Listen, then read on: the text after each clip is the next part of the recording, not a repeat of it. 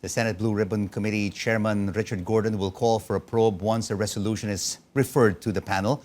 But some senators are concerned over Pacquiao's absence should the hearing push through. Let's get the take now of Senator Kiko Pangilinan. He joins us on the final word. Senator Kiko, thank you so much for joining us. Senator Manny Pacquiao is a colleague of yours in the Senate. Have you seen any type of this documented evidence that he has presented to the media on his allegations of corruption in certain government agencies?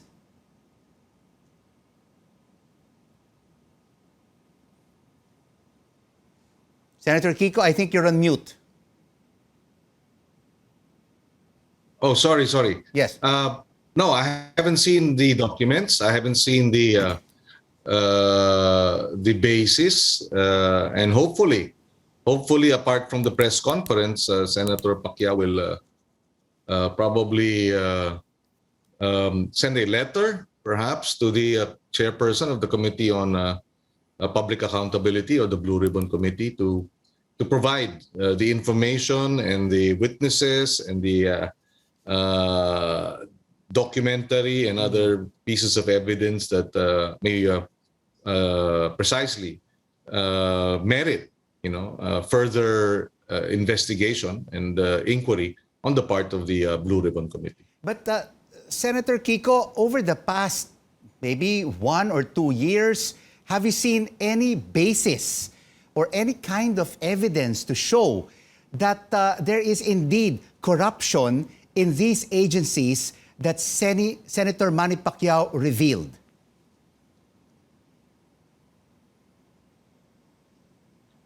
Well, we have been able to unearth a number of, controversial contracts and projects, apart from what was said by Senator Pacquiao.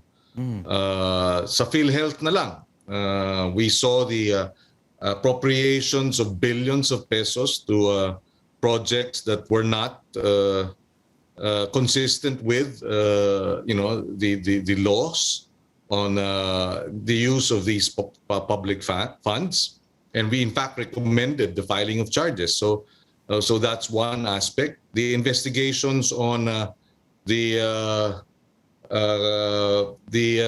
drugs being smuggled, illegal drugs being smuggled in the BOC, tons of shabu worth tens of billions of pesos. These investigations established precisely this, but so there have been several instances wherein corruption, itong good conduct time allowance scam in the Bucor, that was also exposed by the Blue Ribbon Committee. So marami ng corruption and allegations that have been raised against this administration.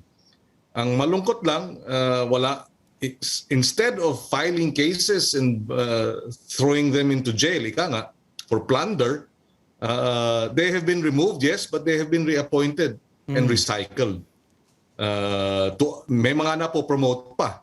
No? So I'm not surprised if the corruption continues, if the abuses go on, because there is no real accountability when you are linked to graft and corruption, and yet you are not punished, and in fact you are reassigned, recycled, and again able to re-enter government by another appointment.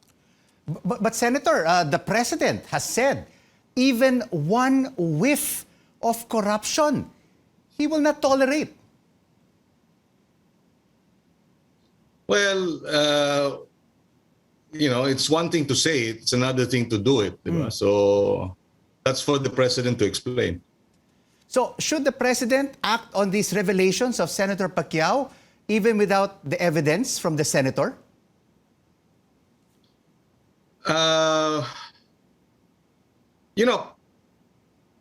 If they are really serious, alam mo, magkakampi sila eh. They're both part of the administration. They're political allies. Hindi naman galing sa opposition yan. Hindi naman galing sa amin sa minority yan. So If there are allegations, then there should be a no-nonsense desire to get to the bottom of it. As you said, whiff of corruption lang, kinakailangan kumilos. So, ito, kakampi nila, kaalyado niya, 5 taon niyang kasama sa partido. Dapat siguro talagang busisiin ang gusto instead of dismissing it outright. Now, the other option is for the Blue Ribbon Committee to look into this. The Blue Ribbon Committee can, motu proprio, act on it. But I think the best approach, would be a resolution is filed identifying and enumerating these cases and also identifying possible witnesses to attest to the allegations.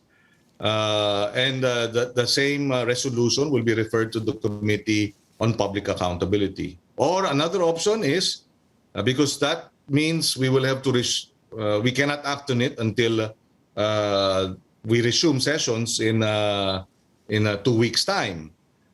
If they want it earlier, Senator Pacquiao can write a letter directly to the Blue Ribbon Committee chairperson, because the Blue Ribbon Committee is the only committee that can act even without a resolution when it calls upon or when it calls for investigations of this nature.